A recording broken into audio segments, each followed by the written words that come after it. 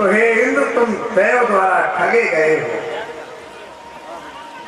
वहां पर नारद जी कह रहे हैं इंद्र से कि तुम्हें किसी ने बहका दिया है, तुम अच्छे चरित्र वाले नहीं हो। अगर तुम सज्जन हो तो तुम किसी की भी बुराई नहीं करोगे।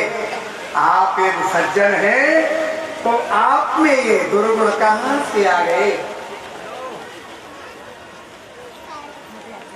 इंद्र भी मोहग्रस्त हो गए। देखिए कितने प्रकार के लोग सो रहे हैं, थोड़ा चिंतन करें। मोह दिशा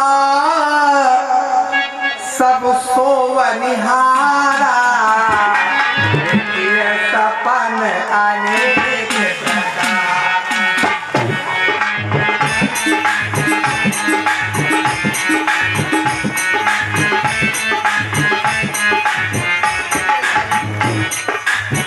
मोह दिशा सब सोवनिहारा,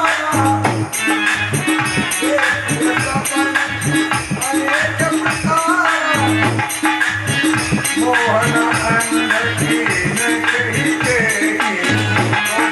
काम न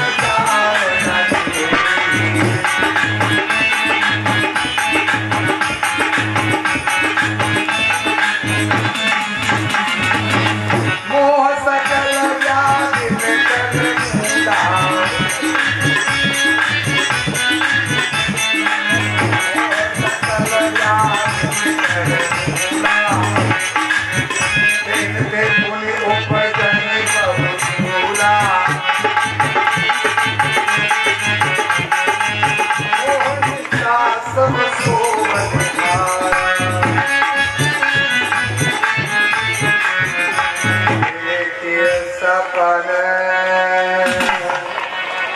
अनेक प्रकार।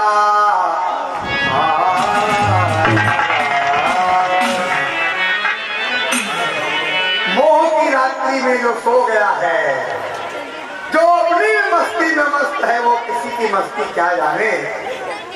जो केवल अपने को ही जानता है वो किसी को फिर जान नहीं सकता।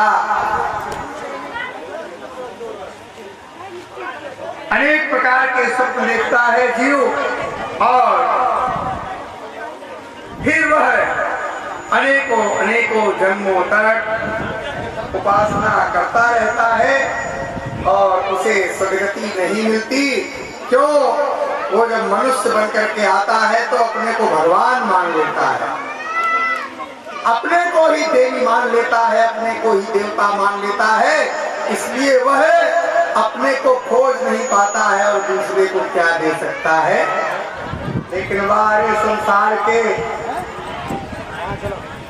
नाटककारों, धन्यवाद है तुम्हें जो इस नाटक में आगे बढ़ बढ़ करके काम ले रहे हो, अपने को भगवान तो मान रहे हो।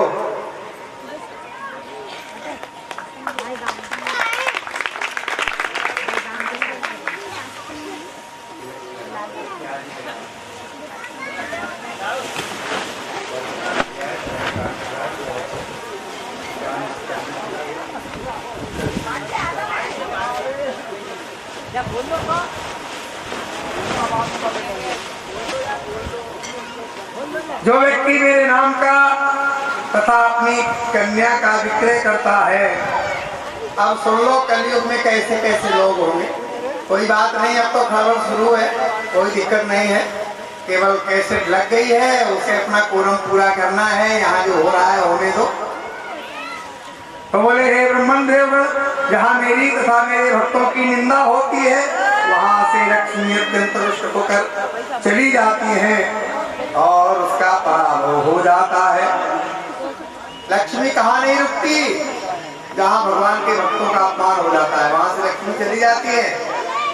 बस केवल मुंह में तो आया, आहा, पेट में पूछा क्या, बोले कुछ नहीं, वो दांतों में ही लिपट गया, इतना ही आता है। जो भक्त का अपमान करता है उसके पास से लक्ष्मी चली जाती है। जो मनुष्य मेरी भक्ति से अलग है, एकादशी और मेरे जन्म के दिन जन्माष्टमी हो या रामनवमी हो, उस दिन महोत्सव नहीं करता है तो उसके घर से भी मैं चली जाती हूँ।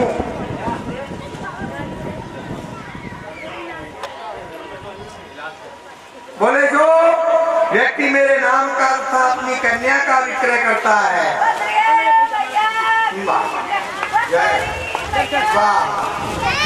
वाह, यह हो तारीख का, ले लो ले लो ले लो। जहाँ अतिथि भोजन नहीं करता वो घर से भी लक्ष्मी चली जाती है। जिनके यहाँ कोई भी भोजन करने ना आए उनके यहाँ भी लक्ष्मी नहीं रहती। जो ब्राह्मण वैश्या का पुत्र या पति है, सूत्रों का शव जलाता है, सूत्रों के यहाँ भोजन करता है, दूसरों की निंदा करता है, सूर्योदय तक शयन करता है, जो दीक्षा और यज्ञोपवीत से हीन है, जो उपवास नहीं करता, उसके यहाँ से भी लक्ष्मी चली जाती है। ऐसे स्थान में जहाँ भगवान की पूजा गुणगान हो रहा हो, वहाँ अपना केवल अपना वर्चस्व दिखाना, उसके पास से तो सर्वस्व ही चला जाता है। जैसे भगवान के सामने पहुंचो और भगवान के सामने नाच, भगवान के सामने छींक दो या भगवान के सामने ऐसे करके खड़े हो जाओ, तो भगवान कहते हैं कि हम से युद्ध करोगे, जाओ तुम निकल लो जल्दी से। ऐसे मंदिरों में भगवान भी नहीं मिलते हैं भक्तों को जो पापी है।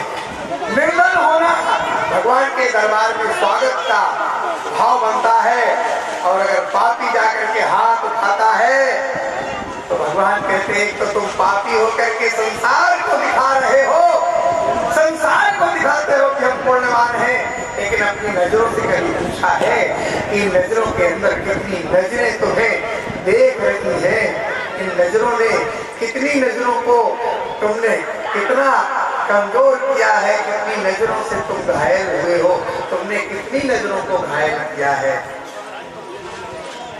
ब्रह्मा जी से कहने लगे अब आप समुद्र मंथन करो, उससे लक्ष्मी जी निकलेंगी। तो श्री रंभा विशुदारुणी धनुष कल्प तरु वैद्य